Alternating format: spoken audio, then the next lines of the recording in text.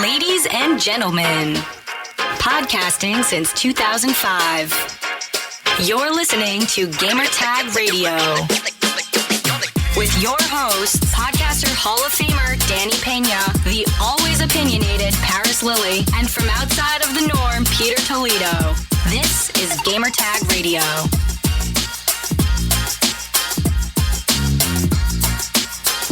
Welcome to Gamertag Radio, episode 865. This is your host, Danny, and joining me this week, co-host of the show.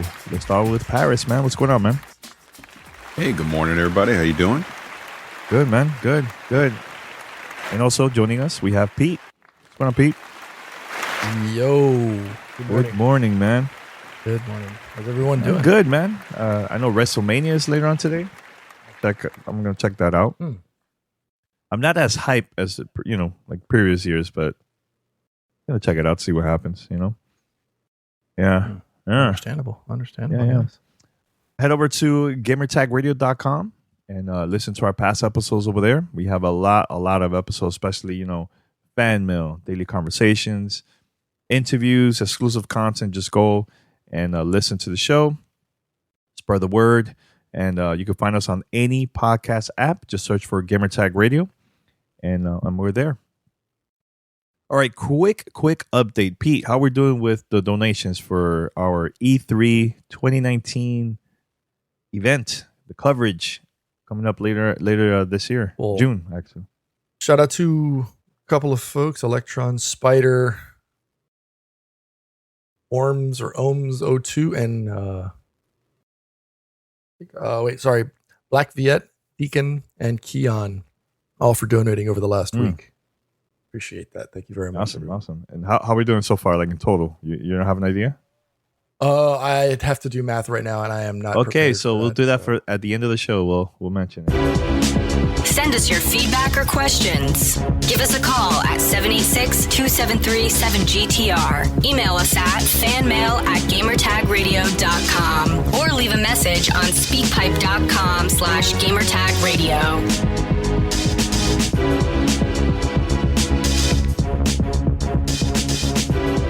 So first thing first, Pete, the other day, we recorded Daily Conversations, right? And we talked about a rumor. It was not an official announcement about Xbox Live and Game Pass. Then now the rumor is it's going to go into one subscription, $14.99. Paris heard the episode and he called you out, Pete. So before we go to the topics, Paris, I know you weren't on the daily conversation, but want to say something about the conversation and the rumor that's been going around about that before we go to the topics? Yeah, I'm gonna pull a Dokes and surprise, Danny. I'm calling you out too. Look, this whole number one, this is a monthly fee on what they're talking about, right? I guarantee you, if you pull this out to a 6, 12, or 24 month subscription, it'll be cheaper, right? Number one. Yeah. Number two, if they continue to do, my whole argument was you get rid of Xbox Live altogether and then you throw the incentives of Xbox Live into Game Pass, right? Because what's going to happen with xCloud and the fact they already have Xbox Play Anywhere, you don't need an Xbox to play multiplayer games. But the only people that are paying to play multiplayer games will be console owners. So in that sense, the only real incentive that you have to pay for Xbox Live is the fact that with the games for gold and other little minor incentives that you're getting out of it, right? So why, as a console owner, am I being penalized for wanting to play multiplayer games? That's the way I look at it. So to me, and this is me, xCloud has to be free, Pete, because if it's not, then I'll go on Stadia. I'll go on PlayStation. There's other ways to interact with games. Like 100%, I feel Google's going to give away their cloud streaming. They have to, because that is the only way you can play their games, right? So I don't think there's a subscription model, Danny, because You tell me the third-party publisher, you tell me Ubisoft as an example, that's going to, go ahead and play the latest Assassin's Creed and Watch Dogs and Splinter Cell and the Division 3 and all this stuff as a part of the Stadia subscription service, unless Google is throwing them a boatload of cash up front. That's the only way that would happen. So if you want people to adopt this new technology of this cloud streaming, you can't charge them for it. And I think if they were to charge, they can't go any higher than $5 a month. And even that, to me, is super expensive, because if you listen to what Phil Spencer has been saying over the past few years, they're not trying to get Danny or Pete or myself to do cloud streaming. They're trying to get freaking Roxanne and other just casual people that normally don't play games to pick up their phone, to pick up a tablet, to be able to stream and to interact with games. If you tell that, you tell my wife, hey, you got to spend $5 a month to do this, she's going to go, I ain't doing that. I'm not doing that. I don't want to play these games. That's what she's going to say, right? So they're going to have to give that away, the actual streaming portion of it. So this breaks it down to, is Microsoft going to continue to still charge console owners for Xbox Live, and then obviously Game Pass? So it looks like the Xbox Live is not going away at all. But at $15 a month, there's zero savings there. So where's my incentive to want to get that? There's none. So I would just stick with the normal Game Pass. I wouldn't invest in Xbox Live. But if they were to bundle it and make it more reasonable for even people that don't currently own a console, but there's some type of incentive tied to it, and let's say it's $12 a month. Right? If you get like a 12-month subscription, you invest for a year, it's $12 a month. Maybe I would do that. But at 15, no freaking way. There's no point. There's no savings. Where's the savings in that? It doesn't make sense. So there you go. There's my rant. Yeah. That's how I feel. I listened to both of y'all, and you specifically called me out, and I wasn't in my car. I was at the gym, and I just laughed, and I was like, okay, I crashed my car. So I tweeted So that. basically your tweet was your tweet was fake news saying, I was driving. Okay, Trump, stop saying that. All right, so all I want to say, very quick, Pete, very quick. All right, go ahead. You say, based on the research I've been doing with all the other sites that wrote about this, you actually save $5.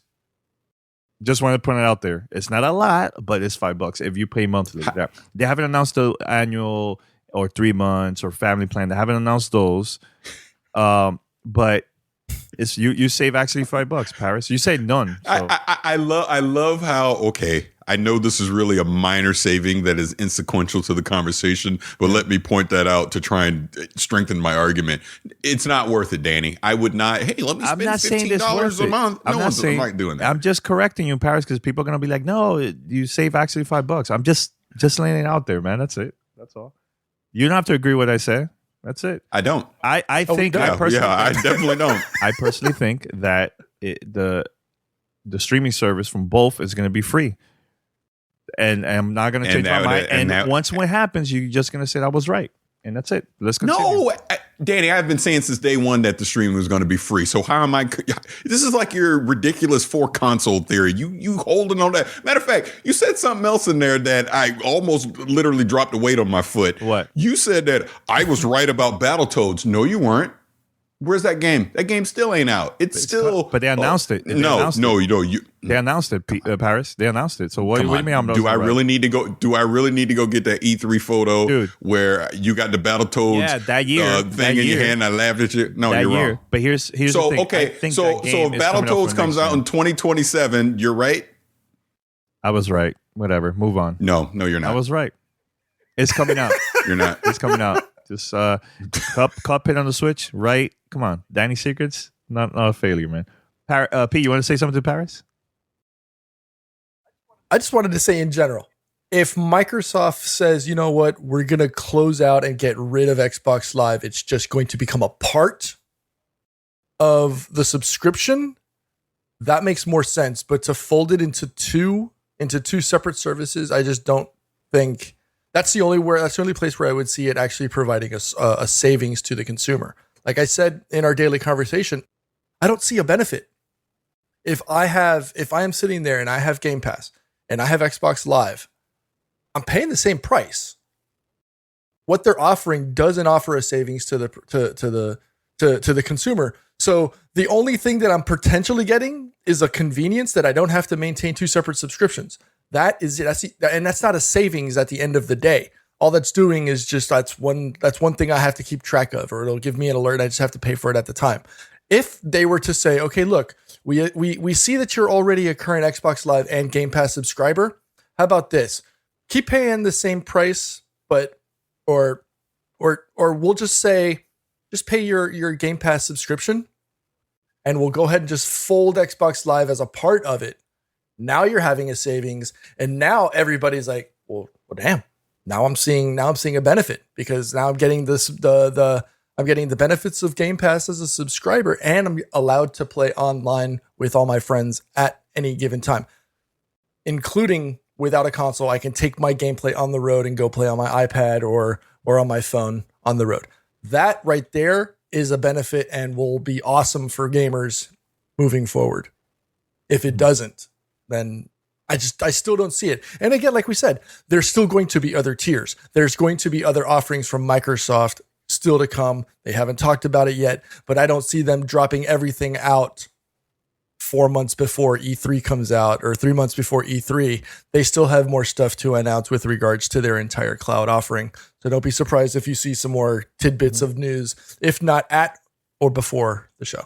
So another thing, Paris, and I want you also to tell Pete your thoughts about him saying that it's going to be too expensive for Microsoft to have the xCloud demo at E3.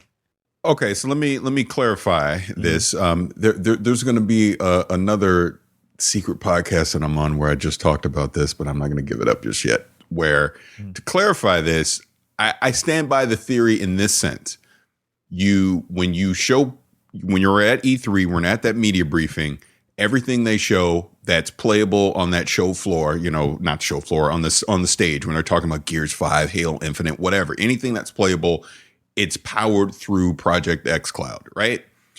Now, as you guys already know, after they have the media briefing, they have what's called the media showcase, right? Where the press gets to then go back into the theater and we get hands-on with all the stuff that they just showed, right?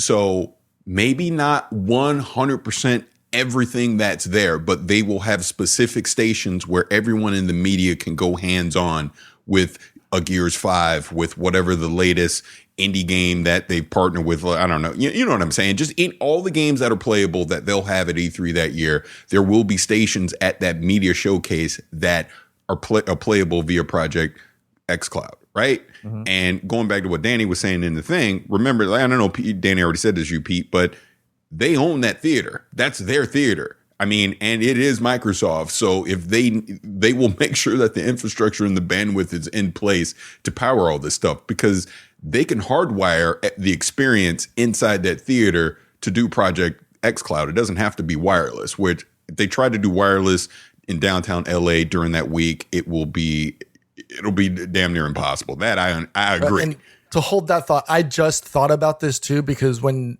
somebody in the chat just mentioned, Cool Kev just mentioned having the fastest wireless network with Verizon and their new 5G offering. That is the only opportunity that I would see where a wireless thing, granted, we know you and I, because we're in IT, hardwired is always where you want to go. Wireless is nowadays. 5G is the only service that I would see as a potential opportunity for them. There's a partnership opportunity there as well between Microsoft and Verizon as business people, as business companies. So that's something that they could probably work on. Like, check it out. You have the power of the cloud, powered by Verizon, the nation's, fastest and largest, wireless provider. Anyways, that just popped into my head as I saw it in the chat and as you started to bring that up. So that's a business opportunity I see in the works potentially. I have no idea. I'm nobody anyway, so I'm just talking out the side of my face. So I could see them not risking that though, because again, you know how that works. I don't see them risking it, especially where we're gonna have probably 100,000 of us all in one spot at once in downtown LA during that Sunday afternoon, that Monday morning. Why would you risk all of us? Again, there's going to be Verizon customers, everything. I don't know if they'd risk that. They may not even show it on a phone. They may show it on some iPads or some Surface tablets, again, where you could do a USB to Ethernet connection and have it hardwired and just go, hey, here's it working. You're playing it, that kind of thing. But I think it is imperative that they do demo it during E3 and they let the press get influencers, whatever you want to call us, to get hands-on, complete freedom to play it. And it's not just a controlled demo, but you're going through playing the game so that you can confidently say, yeah, there's no latency. This works, that works, or, oh, I'm not good. Because they want us to then go back on our podcasts, on our YouTube channels, etc., and go, I played Gears 5 on Project X Cloud and it worked and it's great. And you're going to be able to get your hands on with it this fall, kind of thing. That's the message that they're going to want to come out of E3. All right, so let's go to the next topic here. So this is a good one. It sounds real. So it's a rumor. So Red Dead Redemption 2 to be revealed as an Epic Games Store exclusive. This is from a 4chan leaker. That the PC version will be revealed on April 22nd. That's an exclusive, with the full game having planned release date of July 19th of this year. The post also mentioned that this is not a time exclusive, but a permanent one, with Epic Games and Take-Two, the owner of Rockstar Games, creating a deal which will give the company full profit of any DLC that's released for the game's PC version. It sounds real so far, and I'm not surprised if they go exclusive to Epic Game Store. What do you guys think about this rumor that's been going around? Not shocking at all. I would lean towards it's probably true. Mm-hmm. Pete, he's on mute. Sorry. No, I'm not on mute. I'm actually looking at something else. Well, it's not a surprise because didn't 2K just announce another game going on to their Borderlands 3? Yep. Going to be launching on the same platform. So why not? It's not like 2K has a requirement or a contract or something that states that they have to release on Steam for PC folks. They can do whatever they want. And seeing that they put out they're putting out Borderlands 3 on the Epic Game Store. Don't be surprised if you start seeing more of that. Now, on the converse, I'd like to see Steam turn around and say, you know what? We're going to match the price for Epic and do that and blow everybody else out. Because right now, the biggest thing right now on Twitter and Reddit and things like that are people complaining about the Epic Game Store, how they've become the shill, right? They're looking for, they're just looking for the big cash money grab. Mm-hmm. And at the same time, that Epic Game Store build is scary from a security perspective, the way it parses through your computer looking for data and certificates and stuff like that. But that's a different podcast for Paris at this point.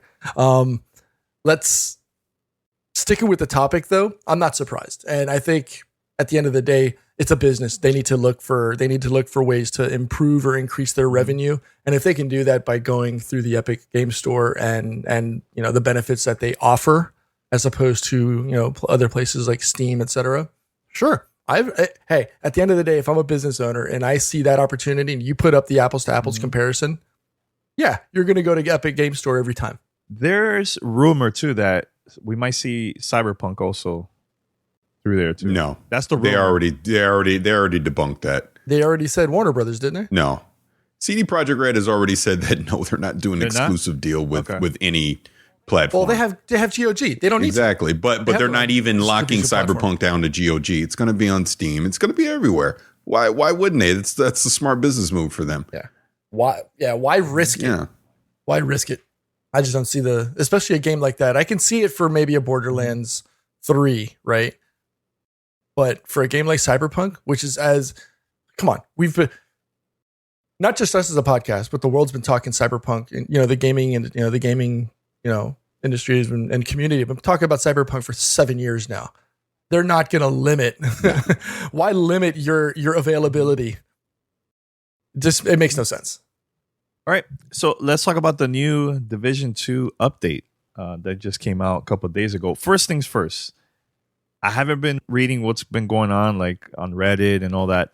What is it that people been saying about the update? Because I heard there's still some bugs. I just don't know because I haven't noticed when I play the game. Can you guys do you guys know what's going on with people complaining about the update since it came out a couple days ago? Well, why don't you do your homework next time and be able to tell us instead of waiting on us on the podcast and putting us on the spot to explain it to you? I'm asking you right now. No, the complaint isn't necessarily about bugs specifically. It's more about the changes that they made to some of the skill and weapon mods. That's the issue, because what they did was they changed the way that they work. There's not as many. There's mods now that are just complete positive influences to your gear. But then there's some that still have positive and negative influences to your gear, but they've kind of reduced the negativity versus the positivity. But the ones that are just 100% just positive effects on your gear, they've lessened that as well. And people aren't 100% happy about it. But at the same time, again, Danny, if you do your research on this, a lot of people jump the gun because they just immediately saw that day one. And now that we've had a few days to play and people have started to use some of these mods, they've realized it's not as bad as they first thought. But is it perfect? Of course not. I'm sure they're going to do another sweep of it. Not to mention during the patch, they also nerfed a few weapons in there. I believe like the MK17 as an example got a nerf. That sniper rifle got a nerf because that particular sniper, and I'm forgetting the name, that's the one where there's been some videos around. It's called the one-shot build. That it was completely built around that, and they kind of nerfed that a little bit because, again, who wants to play with that kind of stuff? It's not as fun as it should be. But look, none of whenever you do these patches and you start buffing and nerfing things, it's never going to be 100% perfect, and it's always going to be a process. Which, again, is us as a community. It's our job to then go back to the devs and give that feedback to let them know. Which, since I'm talking, I'm going to continue to say this. God bless Julian Garrity, who's the creative director for the Division 2 at Massive, because he tweeted about not even a week ago, basically asking the community to list 3 things that they would want to add, they'd want to change, and something else he said. I forget exactly, but he asked for these 3 different things. And he was like, and I'm going to read them all. And I'm like, you are a freaking madman. And people have just been responding to him in probably the hundreds of thousands at this point. But, it's a testament to that developer, just massive right now, Ubisoft as a whole, their commitment to this game early on and listening to the community and being timely with their patches and just everything. I am so impressed with the rollout of the Division 2, this launch rollout, this roadmap early on. They announced that the raid is coming on April 25th. And if you do the math from early access to the first time you can play the raid, 45 days. 45 days this game will have been out before you can actually play the raid. And I really hope that becomes the standard moving forward, looking directly at you, Bungie, and anyone else that decides to do this, where it doesn't have to be this mad scramble in the first week that a game comes out or a new DLC comes out to get quote unquote raid ready, where you can't even enjoy the game. It's all about let me cheat the system as much as I possibly can to get as high of a level as I can, to get the best weapons that I can, to get the best gear that I can, so that I can jump in and do the raid, which then you're going in blind and you're probably going to spend another 24 hours trying to figure that out too. It's not fun in that sense, especially for the average person. And I know the community's had a lot of complaint about that in the sense that it seems to be really catered towards people that their job is to be a streamer or a content creator on YouTube, or just someone that's sitting at home that doesn't have a job or whatever. Normal people can't do that, is the point I'm trying to make. So you're really limiting that experience to the 1%. And I'm glad that it seems that Massive has not done that with the Division 2. And Bungie needs to take notes on that and not do that anymore with Destiny. So, all right, I'm done talking. There you go. Pete? Quick question. How long did it take for Bungie to put out a raid post Destiny? What, the first or the second one? Like, was it either one? Well, Destiny 1, I just can't remember. Vaulted Glass was a week. Okay. Yeah, or 10 days. It was a week or 10 days. I forget, but it was pretty... That was decent, but still, I honestly would be longer. But I remember, was it King's Fall or was it Wrath of the Machine? It might have been Wrath of the Machine. Was 3 days after that DLC dropped. Yeah, that's insane. And you can't do that anymore. That forces players to no life it. You really don't enjoy the game at that point. You're just coffee and Red Bull for the next 72 hours in a rush to try to get, a max level. And but how do you don't, I don't know. I in my personal opinion, I think when you do something like that, you're almost forcing enjoyment or forcing the player to rush through, and you don't appreciate the work that's been done through the game, which is why I think you're saying, kudos to everybody at Massive and all the other, Ubisoft studios that have been putting hours and hours of dev time into this title. There's no reason to. I mean, you and I just got to like 450 over like the last week and a half or 10 days like that. And there's people that did that within the first 24 hours. And it's like, you don't have to put in that no life, into a title to get to the max level. We all did it over, a short period of time, playing at our leisure and at our tempo. And we still all enjoyed it. Like, I think you had posted that it took you 40 hours to get to level 30, right? I think I did it less and whatever. This isn't a bleep measuring contest here, but it's like we all did it at various rates and speeds. And look, Tidal Basin just released, and most everybody that has put in, a moderate, amount of time into it is at or about the right level to join into it. So, and you do it at your own speed and you just have fun. You just appreciate it. I understand why some people want to no life it because they want to get straight to it, but it's there. It's for all, and everybody gets to enjoy it. So, and again, and look, apologies to the people that don't like us talking about the Division 2, just like they didn't like back in the day. I talk about Destiny too much, but I have to say this. To me, this now sets the standard for these games as a service, these looter shooter type of games moving forward, because you give us a launch window that is packed to the gills with content. You don't, you time gate some things here and there, but you give us enough things to do so that it truly caters to a hardcore audience and it caters to a casual audience at the same time. Like I said, we haven't even gotten the raid yet. The raid ain't coming till the end of this month. I mean, Avengers Endgame is out when the raid is out. I mean, think of it that way, right? And we still have so many things to do in that game, so many things to explore, so many loot things to chase, gear builds to chase, right? This is what I wanted, me personally. I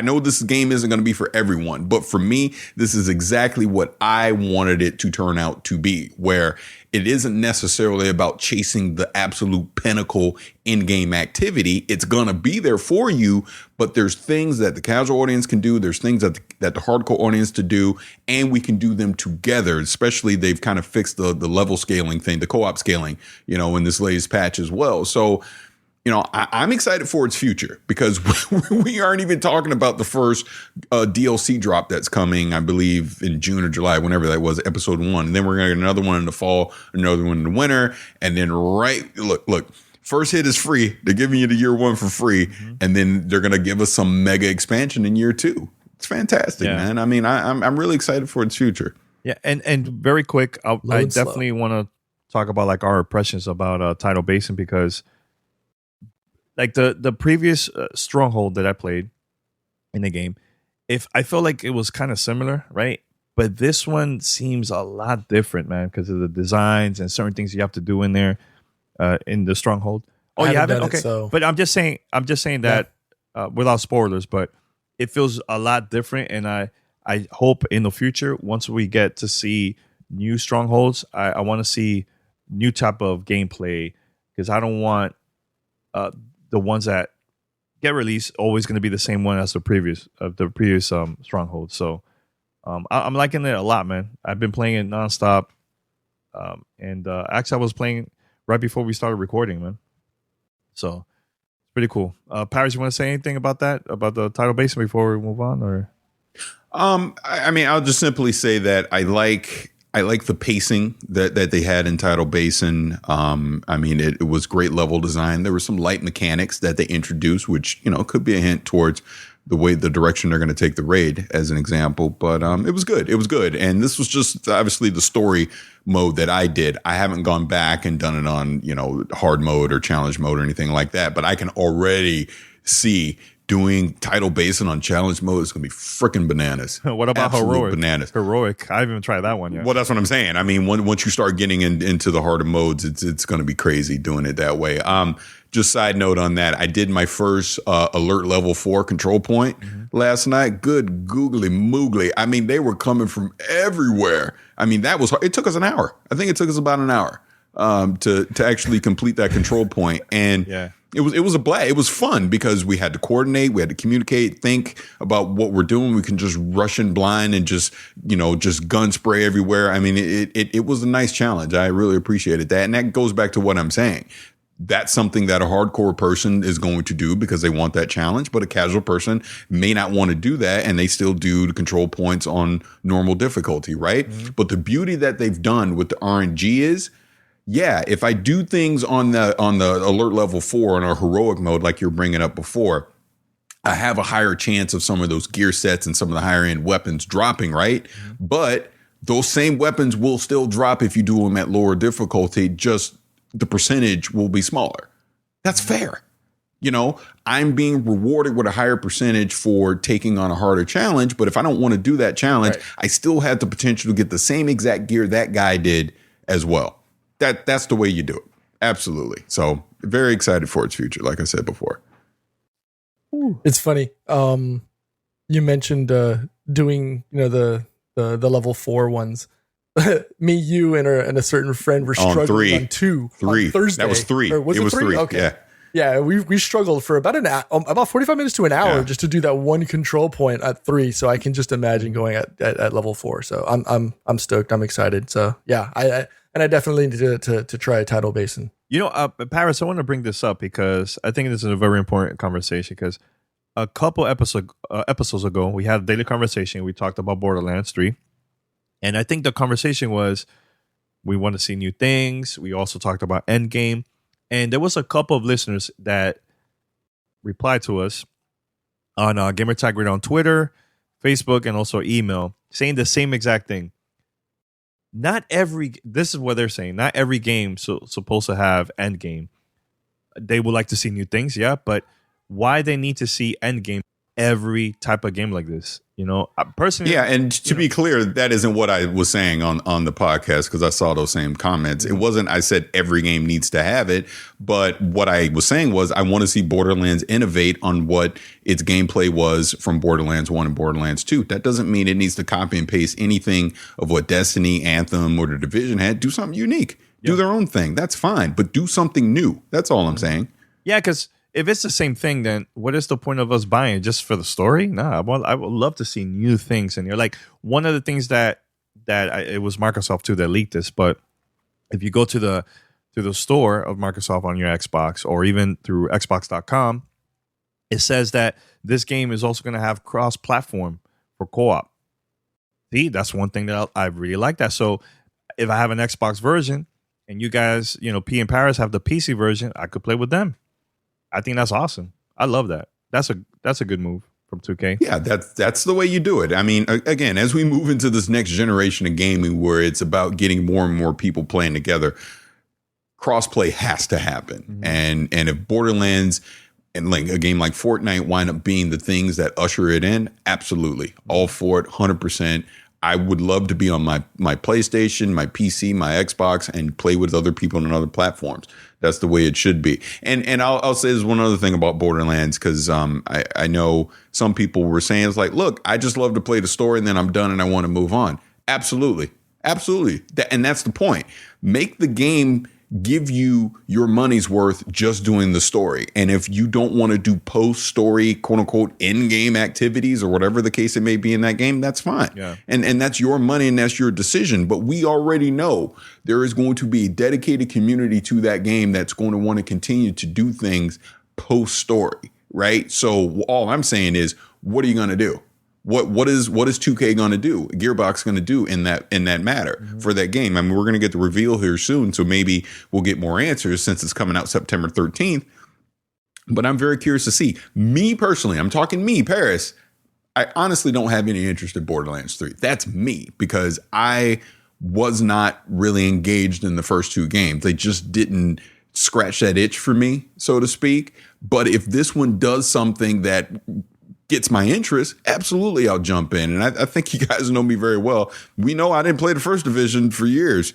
And then it finally did something that got my interest. And now look at me. I can't stop talking about the freaking game. So, just do something that gets my attention. Absolutely I'll jump in and play it. But right now today, I haven't seen enough that makes me want to do that. And that's just being honest. Yeah.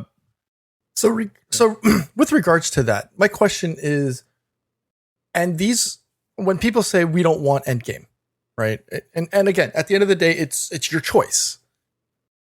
But if a game or a developer is offering DLC or seasons, right? Why would they not?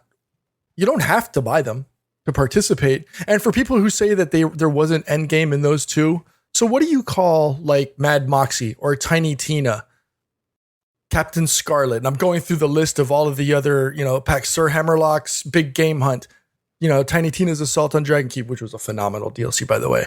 Mad Moxie and the Wedding Day Massacre. These were all seasonal DLCs dropped by Gearbox for Borderlands and Borderlands 2. So to say that they don't want it in Borderlands when Borderlands has been doing it since before Destiny and since before the Division, that's you're kind of saying, you don't want it to be in the title, but the title has been offering it since day one before all of the other games, all the other looter shooters that have come after it. So I don't see or understand the argument in that regards. That being said, it's still up to you. And we already know that Borderlands already drops with enough content to satisfy anybody's itch from day one. And it's your choice, just as it has been with Destiny and the Division and every other looter shooter that's come out before and after it. Hell, look, even Diablo has been doing it forever. Right? Yeah. I mean, look, we're in an era now where, like it or not, games as a service is a new model. It's not going away.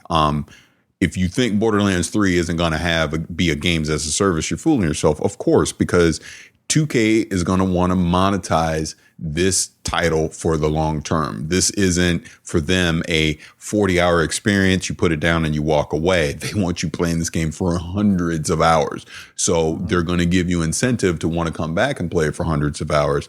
And yeah, they're going to have obviously a DLC model tied to it, probably expansions tied to it, etc. But I think when we talk in game, it's those things that you do in between waiting on a DLC, right? What is there to do other than just repeating the same missions over and over between DLCs? What's the loot incentive? What am I chasing in that? That's the way I view it personally.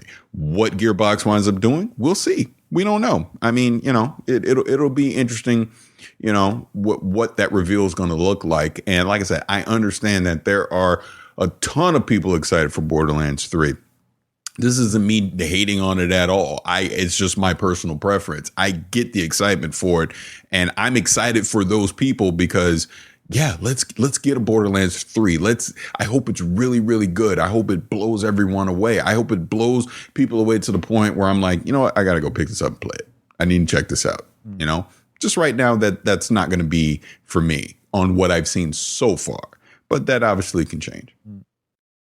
So let's go to the next game here, and this is also a rumor that the Destiny 3 is coming out during the launch of PlayStation 5 and the next Xbox. Now, my question that I have for you guys, that you guys have been a huge fan of this game, should Bungie just go next gen and forget about this current gen consoles, or probably for both? Personally, selfishly, I think just go completely next gen. Just don't even cater back to the Xbox One or the PlayStation 4. Just go PS5 and whatever the next Xbox is going to be and move forward. They're not attached to Activision anymore, so they can really do whatever they want. So I think, personally, they won't. I think this will be a cross-generational game that has crossplay. I think that's what happens. So if I am on a PlayStation 4 and Danny's on a PlayStation 5 or the next Xbox or whatever, you get the point I'm making. You'll all be able to still play together. It'll still be one world that you're playing in, and it just will be platform agnostic as far as the title goes. That's what I think will probably happen, because I think that allows Bungie to not have to worry about, because look, they're not going to do that exclusive content on the platform stuff. Destiny 3, that contract with PlayStation is going to be over. I highly doubt they do that moving forward. So I think that allows them to just have one world where everyone plays together. I create my Guardian, and whether I'm on a PC, PlayStation 4, next Xbox, doesn't matter. We all play together.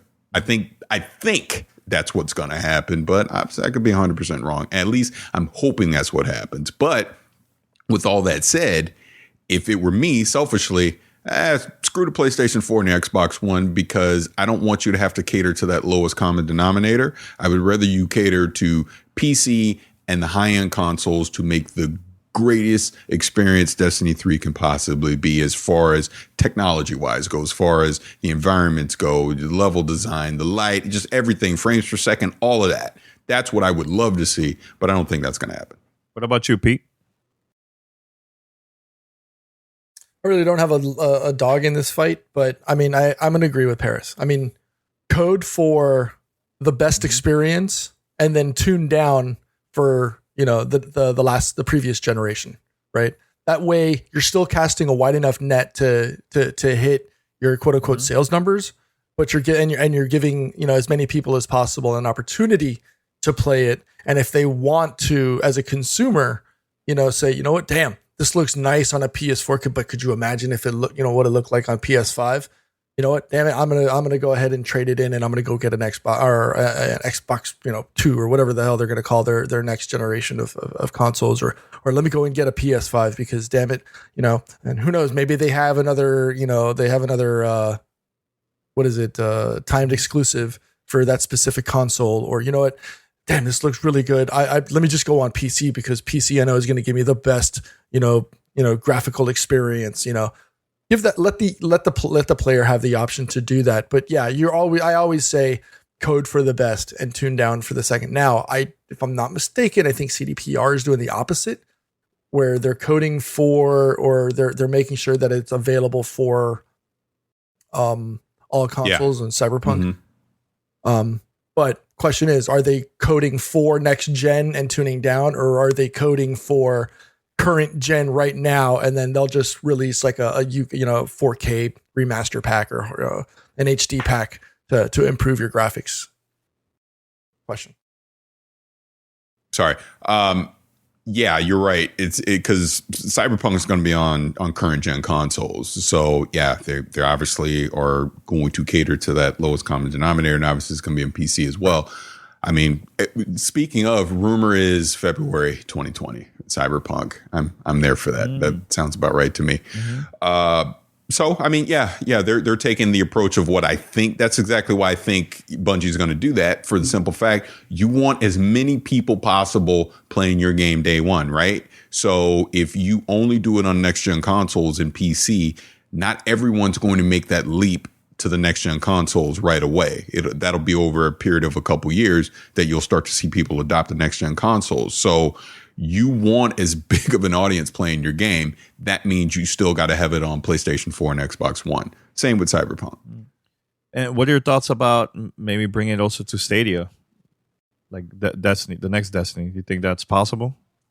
Or what? I mean, it's possible. Again, Bungie's an independent studio now. They can do whatever they want. They can partner with whoever they want. If the Stadia technology proves to be sound enough, why wouldn't they? It doesn't hurt if it's sitting in the Stadia store and people want to spend $60 on it and spend the money on the expansion packs and the DLC. Crossplay is an option, so they can still play with their buddies on Xbox and PlayStation. Why not? Yeah, I would agree. I wouldn't do it, but hey, that's me. Just don't go into Gambit or Iron. Well, I wouldn't do it because I'm convinced that the whole Stadia Project X Cloud, as far as multiplayer goes, that the latency is going to be too much. I'm not convinced that's going to work, but that's me. I could be wrong. Now, should Bungie remove PvP or what? No, and they're not. They've already said they're not. They're not. Okay, that's good. Yeah. All right. Cool. All right. Anything else? I know, Pete. Any updates about the donations? Because we definitely gotta promote that for at the end of the episode. Well, why don't we just wait till the end of the episode? Wrap it up. There's no other. I love how he doesn't say, "Hey, we're gonna wrap it up." So Pete, let's talk about the donations. He can't say that. We're just gonna jump right into it, and we're supposed to assume. It's been a while. We haven't recorded as a group, so it's not my fault. That's your fault. You're the host. No, not my fault. You're the host. You get some reps. So in. Pete, how's the donations? So we're gonna wrap it up in a few minutes. Go for it. Okay. Hey, yo. All right. Well, shout out to one of our mods, Tanya, Cypher of Tier, has used 650 bits, Party 650. Take some E3 biddies. Have a great time in LA, y'all. Wallage earlier in the show donated 900 bits. All the best for E3 GTR. Have a great show, GTR. Also subscribed, Prime 14 months. Paris has resubscribed using Twitch Prime for 19 months.